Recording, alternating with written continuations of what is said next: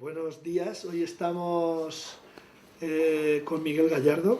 Bueno, estamos José Antonio Perona, director del Servicio de Publicaciones, y yo mismo, que soy Santiago Lluvero, subdirector del CEPLIC. Como os decía, estamos con Miguel Gallardo. Miguel Gallardo bueno, dicen que es ¿cómo se dice esa palabra tan rara? Historietista. Pero Monigotero, como nos llaman en México. Que es mejor llamarlo dibujante, ¿no? Dibujante y autor de cómics, de novela gráfica. Bueno, Miguel es conocido, muy conocido, fundamentalmente en España, pero yo creo que también fuera ahora, ¿no? Porque he leído que con tu novela María y yo había traducido a bastantes 8 países, idiomas. 8 idiomas, y que tiene una tirada de 20.000 o algo así. Sí, el de aquí sí. Es decir, sí. Que muy bien. Bueno, pues él es muy conocido en primer lugar porque es el creador de Makoki a finales de los 70. Y Makoki es un personaje que en ese momento, por lo menos hasta los años 90, ¿no? En que él mismo hizo una historia que lo mató. Sí, pero no sirvió de nada, ¿eh? No sirvió de nada. Es un personaje muy popular y muy emblemático, ¿no? Dicen aquí las biografías que era uno de los más importantes del cómic, ¿no? Underground, por llamarlo de alguna forma. Hicimos bastante revolución con el Makoki, porque además fue una revolución muy naturalista, intentando incorporar el lenguaje de la calle al cómic, y tuvimos un impacto en el público muy rápido y enseguida, porque coincidía que la gente que nos leía tenía la misma edad que nosotros, o sea que fue una conexión. Bueno, pues además de Makoki, Gallardo fue miembro fundador en 1979 de la histórica revista El Víbora. Y bueno, desde sus inicios fue autor, luego también lo que hemos estado hablando con él, ¿no? Que es uno de los máximos exponentes de lo que se dio en llamar la línea chunga, que se lo inventaron ellos, ahora si quieren lo explica, que era lo del Víbora, en contraposición a la línea que él estaba en los dos ámbitos, ¿no? Que la revista El Cairo desarrollaba. Decir que Miguel Gallardo no solamente ha escrito cómics, ¿no? Sino que ha dibujado cómics, sino que él ha sido colaborador de numerosos periódicos y revistas de La Vanguardia, yo no sé si en El País. El País, ahora acabo de hacer una portada para El País. Sí. Efectivamente, el Joker. Sí. De New Joker, efectivamente. Y la historia es también de la ABC, veo aquí, con el buitre. Yo sé que a lo mejor no lo querías decir, pero no, yo encantado. Fue una cosa muy rara, porque era un momento, ahora ya no sé si hay, pero en una época en la que en el ABC había críticas de misa, estábamos sacando el buitre Whittaker, que era un buitre facha que se drogaba, que vivía en Colón, o sea, no sabía, hasta que alguien lo leyó, ¿no? Hasta que un capitán general de algún sitio lo leyó y se acabó. Esto se acabó el buitre, se acabó. Sí. Se acabó el buitre. Bueno, realmente ha dibujado y ha publicado y ha escrito los guiones de numerosas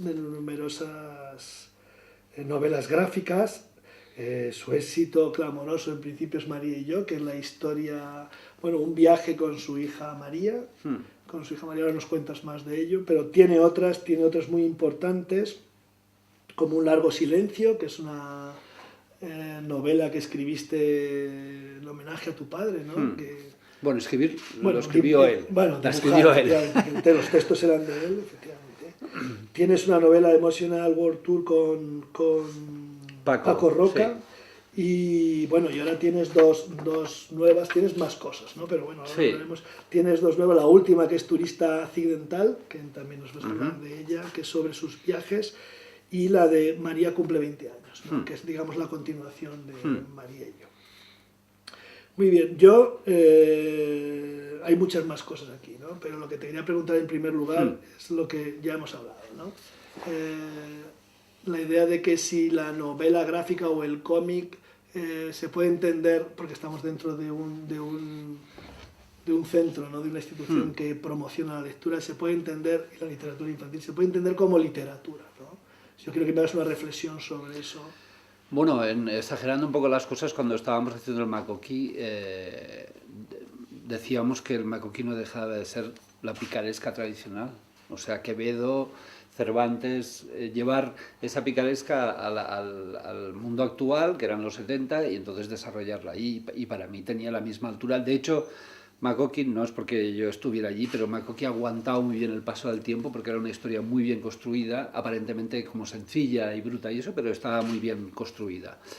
Y ya te decía que el otro día también en una mesa redonda estábamos hablando de si el cómic es arte o no es arte y eso, y yo decía que evidentemente que para mí, o sea, esa pregunta no había existido nunca, ¿no? Para mí hay artistas y hay gente mala haciendo las cosas, hay obras malas, ¿no?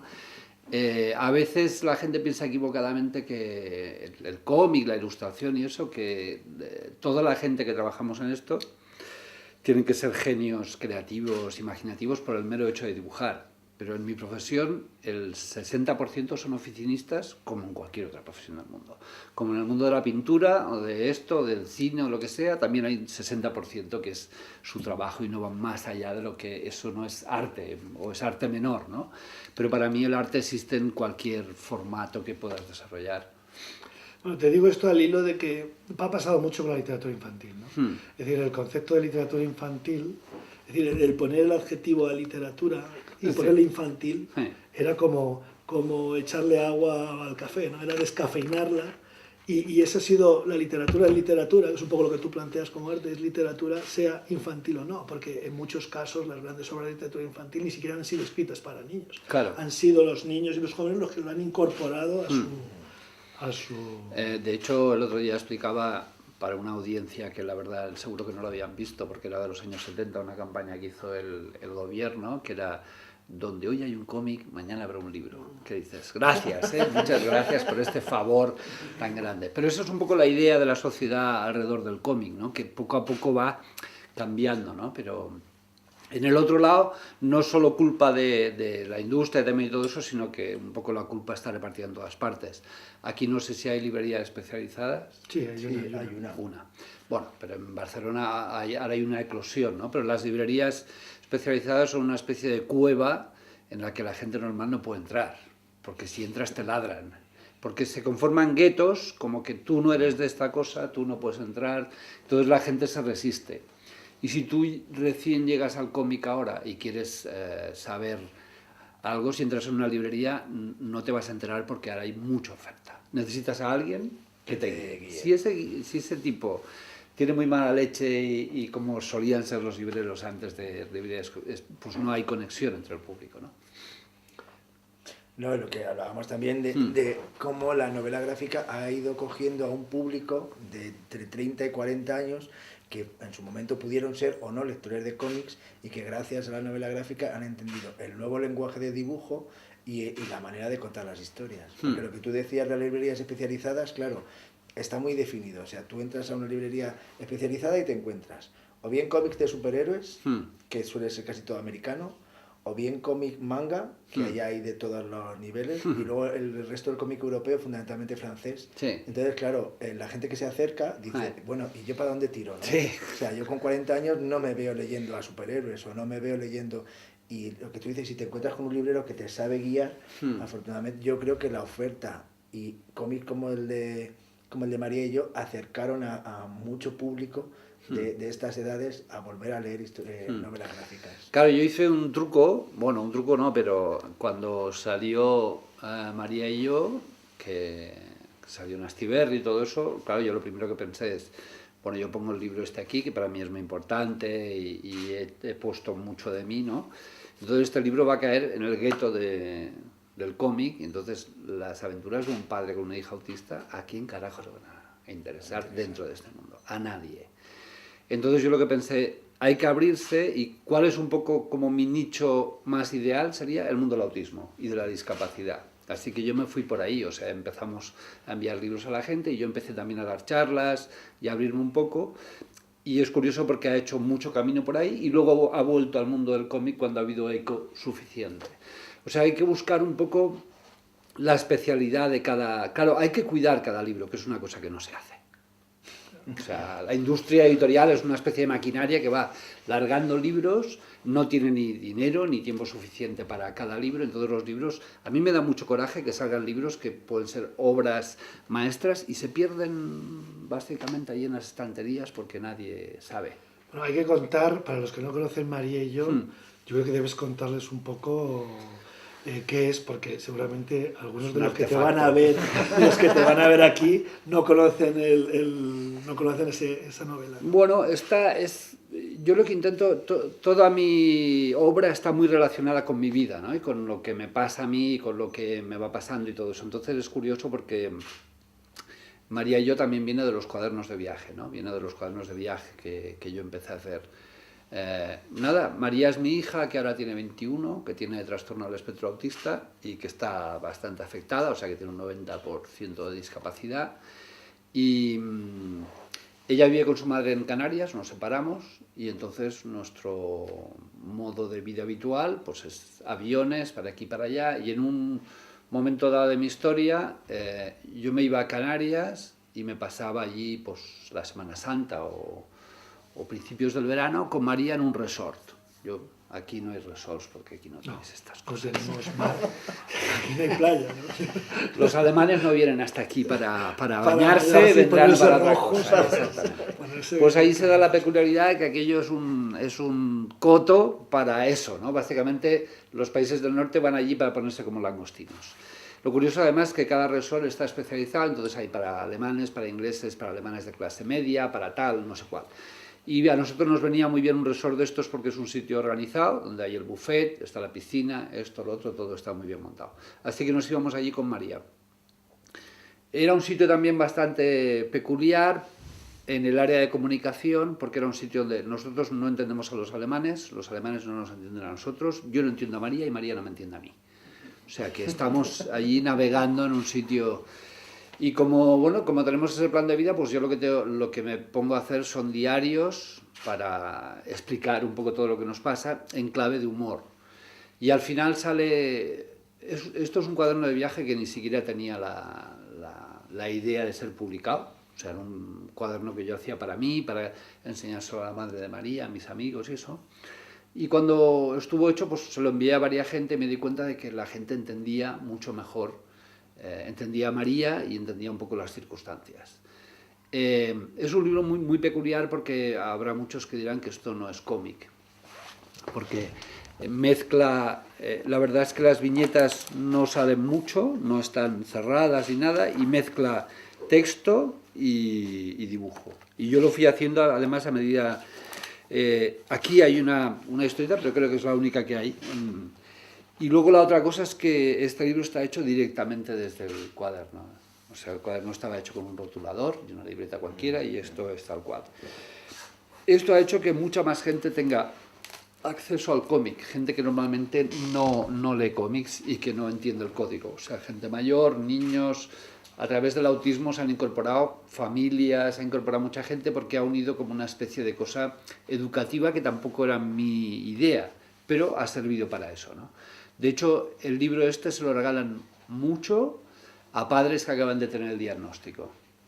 Porque aunque María aquí en el libro tiene 13 o 14 años, pues la gente se puede hacer una idea de dónde se van a meter, ¿no? Sí. Bueno, lo interesante de esto es que cuando uno lee tus cómics, tú ya eras sarcástico, irónico, divertido, ¿no? Y en María y yo también lo eres. Lo que ocurre que cuidas que, claro, las cosas no son una broma, es decir, la vida, y en ese sentido, ¿no? Lo que te quiero decir con esto es que la gente descubre que puede leer, ¿no? Leer y ver una historia de un padre con una niña autista, puede reír y también puede ver la realidad, ¿no? De las cosas de manera relativamente fácil. Yo siempre he pensado que el humor es el mejor ingresante de la humanidad. Exactamente. Mira, hay un dato, por ejemplo, el tema de los pellizcos de María. Sí, Eso es algo que a cualquier padre, Muy bien. eso es algo que a cuel padre normalmente le avergüenza. Sí. Y que está alerta y que no quiere que... No, pues la manera en la que tú lo cuentas, o incluso María tiene 20 años con lo del ascensor, ¿no? Que Esa al mano día larga que va por siguiente, detrás. ¿no? Sí. Que al día siguiente ya no hay ni un solo Sí. alemán en el ascensor o cosas así, ¿no? Ese tipo de cosas ayuda más el humor Sí. que tapar, ¿no? Que probablemente hasta ahora es lo que se haya hecho. Bueno, muchas de estas generaciones. y luego hay una cosa relacionada con el drama y discapacidad, ¿no? Son dos Ds y van unidas, ¿no? Entonces, cuando yo hice el libro y después se hizo el documental de María y yo, que el documental tiene el mismo tono, un poco, con la diferencia de que María sale allí delante y hace las suyas, hace de las suyas. Todos los documentales que yo vi en el proceso y eso, es un poco el estilo, y los libros también, ¿no? Pero el estilo de los documentales es documental en blanco y negro, música de piano triste, los padres sentados en el sofá cogidos de la mano, un psicólogo con la bata blanca que sale y explica algo, y el niño que se está dando de cabezazos ahí. O sea que el protagonista de la historia, que es el niño, no aparece. Aquí María es la que lleva un poco la historia, ¿no? Es como... Claro, María a mí me enseñó muchas cosas, o sea, desde su estilo de maestra zen, ¿no? Me enseñó a enfrentarme con la vida, a cambiar mi escala de valores y a sentirme orgulloso de ella, que es difícil para un padre, es complicado. Pero claro, yo ya estoy en el otro bando, yo estoy en el bando de María. Cuando nosotros nos miran por la calle, yo no me siento, o sea, yo siento vergüenza por la gente, me da vergüenza la gente, ¿no? Y cuando nos miran pensando, pienso yo, ¿no? Que deben imaginar, pobre gente, ¿no? Qué vida la suya y tal. Yo pienso, no, pobres vosotros, ¿no? Que tenéis una vida de mierda seguramente. Os pasáis el día viendo la televisión y luego vais al partido y todo eso. No me parece una vida muy interesante. Y eso es básicamente lo que intento cambiar en el mundo de la discapacidad y en otros mundos, el punto de vista diferente, ¿no? Discapacidad o cualquier cosa de estas no significa drama. Significa una vida como los demás, con algunas situaciones más complicadas, más problemas y todo eso, pero que depende del punto de vista de que lo miras, pues puede ser una vida normal y divertida, ¿no? Cuando estaba haciendo la gira del libro, la primera, estuve yendo pues, a radios, televisiones y todo eso, y en una radio me hicieron una pregunta al millón. Al final, la locutora al final de todo me dijo, bueno, ¿y vosotros celebráis las Navidades y los cumpleaños?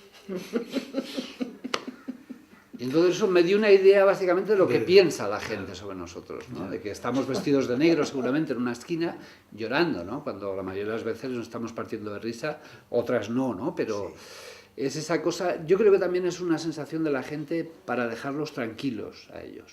Se sienten tranquilos si piensan que tu vida es desgraciada. Sí, bueno, eso ya sabes, ¿no? Yo que soy de la psicología, ¿no? Sí. Creo que se sienten mejor. Aunque realmente tenga una vida mucho peor. No, pero es una duda que tienen como... de así nos sentimos mejor porque él está peor. Pero aparte es como...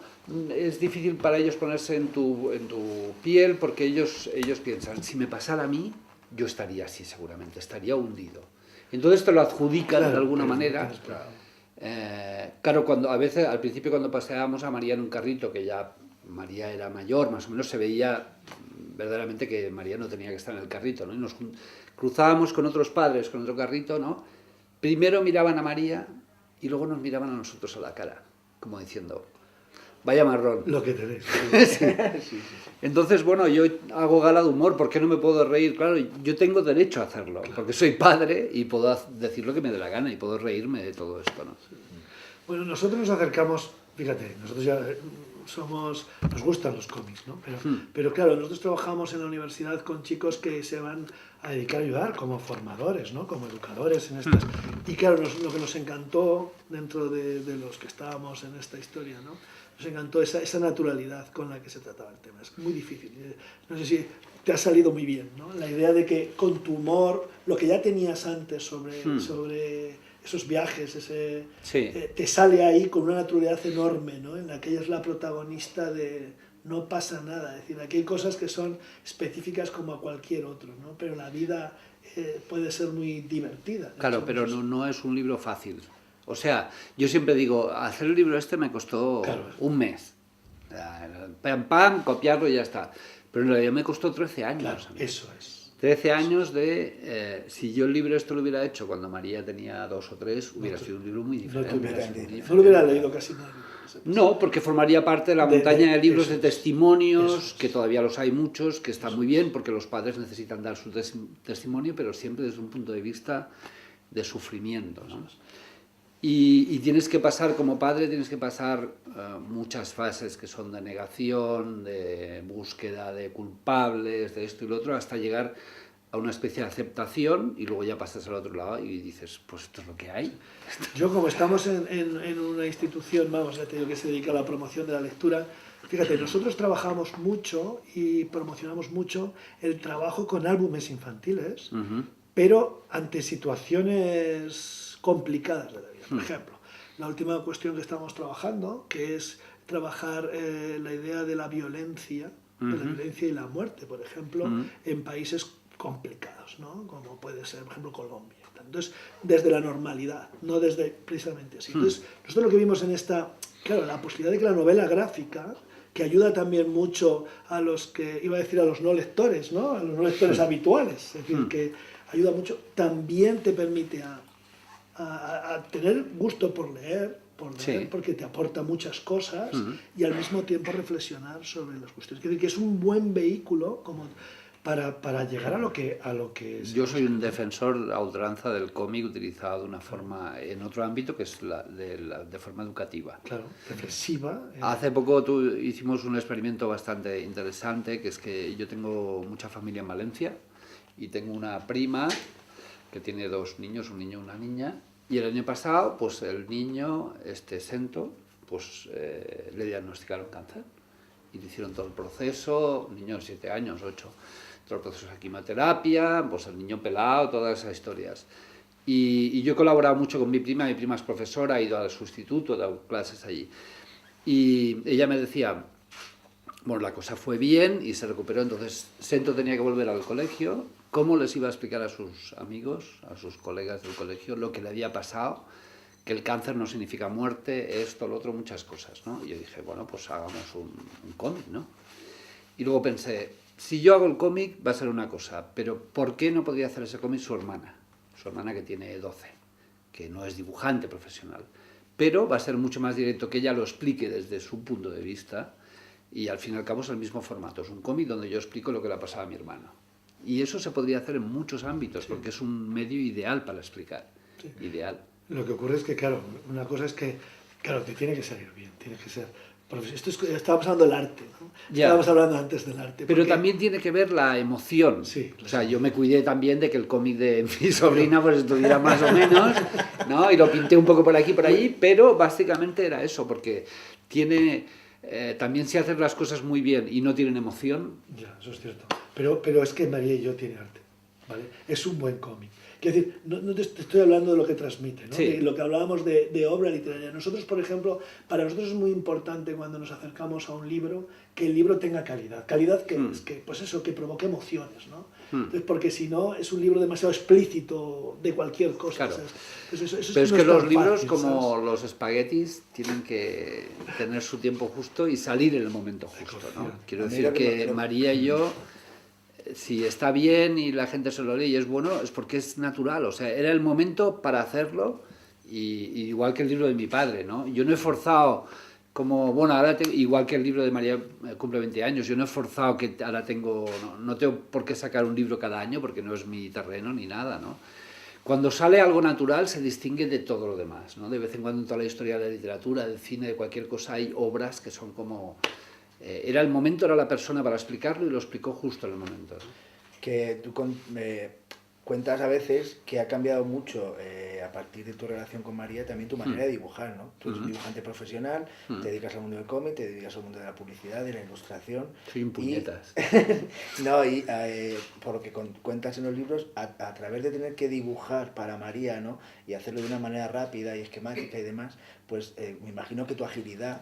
Claro, entonces, María y yo, como en el resto de los libros que tenemos ahora, el viajante y demás, que la línea casi de boceto ayuda a la naturalidad, ¿no?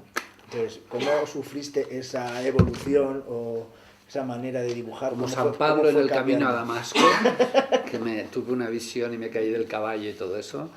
He pasado, claro, cuando te dedicas profesionalmente a esto, haces del dibujo una profesión.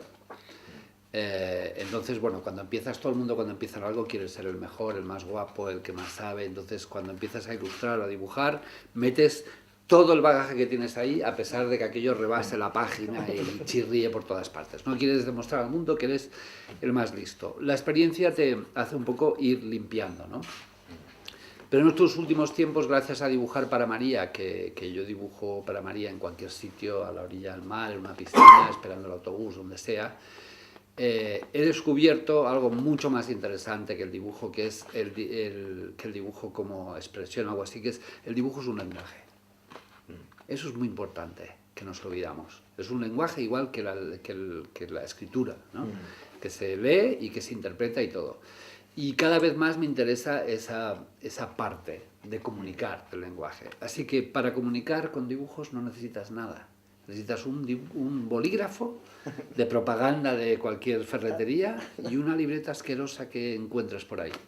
Porque si yo puedo comunicar con María, que es un vehículo difícil, puedo comunicar con cualquiera. Entonces me puedo simplificar hasta extremos que...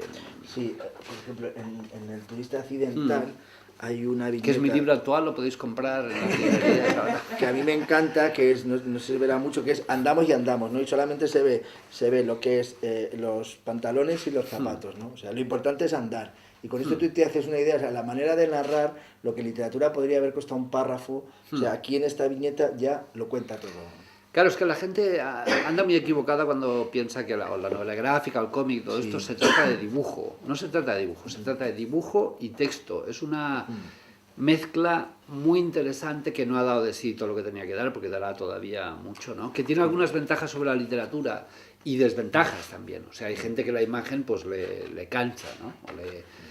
Pero fíjate lo que claro, esto es lo que te quería contar. Tus libros, tus novelas, tienen mucho texto. Ah, sí, Es sí, decir, cada vez más. Cada vez más texto. Y es muy, muy interesante porque, claro, un poco, cuando nosotros leíamos libros de pequeños, nuestros libros siempre tenían al lado dibujos. Que tuvieron mucho texto. Los dibujos se fueron considerando como secundarios a partir de un momento. Había una colección que se llamaba Joyas Literarias, que era una página de cómic, ¿no? Y luego el resto de primero. Entonces se fueron quitando esos dibujos que aligeraban mucho la lectura, porque eso no era serio, ¿no? Entonces es muy interesante que son novelas gráficas con mucho texto. Y con un texto que te dice cosas, que te hace reír. Claro, pero yo he tenido que vencer también la vergüenza a escribir, porque claro, yo soy dibujante, lo puedo hacer bien, escribo los textos de los cómics y todo eso, pero hacer parrafadas, mi gramática es horrorosa, cometo faltas, esto y lo otro. De hecho, pedí una especie de, ¿cómo se llama?, de tregua, porque cuando haces los libros normalmente hay un departamento de corrección en la editorial, que además los de Astiberri son muy estrictos, ¿no? Cualquier acento, cualquier cosa, o sea, mis páginas de corrección son enormes. Y yo les dije, para no quiero corrección, o sea, esto es lo que he escrito en mi libreta y esto es lo que quiero que salga directamente, a no ser que sea algo realmente muy gordo, ¿no? Como por ejemplo, yo pongo interrogación solo al final de la frase, dejármelo así, me es igual. Porque es la forma natural que tengo yo de expresar, entonces... Muy bien. Bueno, yo creo que lo que quería que como punto final, ¿no? Yo creo que ya llevamos un rato, es que plantearas la posibilidad, ¿no? Porque claro, nosotros siempre hacemos... Primero está la literatura, en el sentido de que leer ya te hace entender mejor el mundo, ¿no? Reflexionar sobre las cosas, sobre las ideas y las vivencias que han tenido otros, ¿no? Entonces a mí me parece que me gustaría que hicieras tu última de esta entrevista sobre las posibilidades que tiene la novela gráfica o el cómic, en este sentido, la nueva novela gráfica, en el sentido de que posiblemente facilite la lectura. No sé si hay que especializarse también en un tipo de lectura determinada y que sirve también muy bien para conseguir este tipo de cosas, ¿no? Que yo creo que... Pues ya lo has dicho, ya es eso. Ya sabes cómo somos, ¿no? Claro, la idea de que... Porque tú mismo lo planteabas antes, ¿no? Fíjate, el haber entrado en María y yo por la parte educativa, por ejemplo, o de realidad social, análisis de realidad, hizo que mucha otra gente que no estaba en ese mundo estrecho, por llamarlo de alguna forma, del cómic, se acercara a esto. Yo creo que es una buena... Yo creo que la novela gráfica abre una perspectiva muy grande, como lo ha abierto, por ejemplo, el álbum para adultos, ¿no? el álbum ilustrado para adultos, para trabajar... Pero claro, hay que hacer una labor de captación. Las bibliotecas, por ejemplo, pueden ser un buen sitio, ¿no? De captación de ese público a través de los clubs de lectura, de cualquier cosa, para acercar. La gente no se va a acercar así por las buenas, ¿no? A no ser que machaquen mucho con algo, entonces sí se acercarán, ¿no? Pero yo estaba, por ejemplo, en un experimento en Barcelona. Hay una gente que se llama Vox Prima, que hacen una cosa que se llama lectoescritura. Entonces, durante un año se va a un instituto, a un colegio, y juntan a un escritor y a un ilustrador. Y empezamos allí dejamos que los niños empiecen una historia. Las historias de los niños son todas psicodélicas, o sea, romances en la morgue, zombies, en fin, todas estas cosas. Entonces el escritor ordena un poco el relato y yo, en mi caso, si soy yo, pues voy creando un poco los personajes, ¿no? Con todo ese material se hace un cuento, se edita un cuento, pero que está solo editado hasta la mitad. Solo impreso hasta la mitad y el resto lo tienen que rellenar los niños, ¿no? Ahí hacen un uso de la literatura y el dibujo interesante porque lo ponen junto, ¿no? Y es una manera también de incitar a la lectura, ¿no? Y eso está bien. Y luego, bueno, yo he hecho proyectos en muchas más áreas como este que tenéis aquí, claro, como el de Viñetas de Vida, eso no lo hemos que mostrado, es muy como Intermón, ¿no? una ONG que quiere comunicar de una forma diferente sus proyectos y además en este caso el proyecto, normalmente un proyecto como estos, pues te dan un par de folios y te dicen, pues haz una historieta, pero en este caso nos llevaron a los sitios, ¿no? Yo viajé a República Dominicana, gente que viaja a Colombia y todo eso, y tuvimos que hacer un cómic hablando con la gente. Eso es muy extraordinario. Y sacar nuestras conclusiones y explicarlo. Es una forma muy diferente. O sea, las ONGs, por ejemplo, es un sector que también está muy viciado y siguen comunicando de la misma forma, ¿no? Con ese cartel del negrito que dice, estoy pasando hambre, es tu culpa, dame tu dinero, ¿no? Hay otras formas de comunicar y sobre todo no te puedes implicar si tú no sabes quién es aquella persona. No hay forma de implicación directa, ¿no? Yo creo que se tiene que acabar eso de dame tu dinero porque voy a ayudar a alguien, ¿no? Quiero saber a quién voy a ayudar, ¿no? ¿Y por qué? Y en más ámbitos. También estoy colaborando en Barcelona, hay un programa de multiculturalidad del ayuntamiento, porque ahí tenemos mucha inmigración, no como aquí que no tenéis a nadie. Yo de hecho vivo en Chinatown, que es el barrio de los chinos, y entonces se hizo una serie de cómics con dos personajes que son muy típicos de Barcelona, que son una abuela y su cuidadora, que aquí no sé si se estila, pero sí, también hay. Que son sudamericanas. Sí. Sí. Entonces, a través de esta pareja, que básicamente además son la pareja que es mi madre y su cuidadora, y a través de los comentarios con los vecinos, de las cosas que tienen que hacer, cada cómic estaba centrado, que son 3 páginas, estaban centrados en un área, ¿no? Servicios, salud, esto y lo otro, y son cómics que se distribuyen gratuitamente y los leen los de un lado y el otro, ¿no? Y es como para romper los tópicos acerca de la migración. O sea que el cómic y la novela gráfica se pueden utilizar en un montón de cosas que no se han utilizado hasta ahora. No quiere decir que no se siga utilizando también para entretener, para hacer historias extraordinarias, pero también en el ámbito educativo y también de lucha y de implicación, ¿no? Y bueno, y para disfrutar, ¿no? También. Y conocer Bueno, el mundo, es que otras personas yo creo que una cosa lo enfocamos mal porque una cosa no está reñida con la otra. A veces cuando tenemos grandes lecciones de vida por algo que hemos visto, hemos leído, a veces no había ninguna función educativa, pero es porque estaba hecho desde dentro, ¿no? Sí, es eso. Muy bien, pues yo creo que ya, muchas gracias. ¿Mi signo de zodíaco o Capricornio? No, porque lo sabemos. Yo también.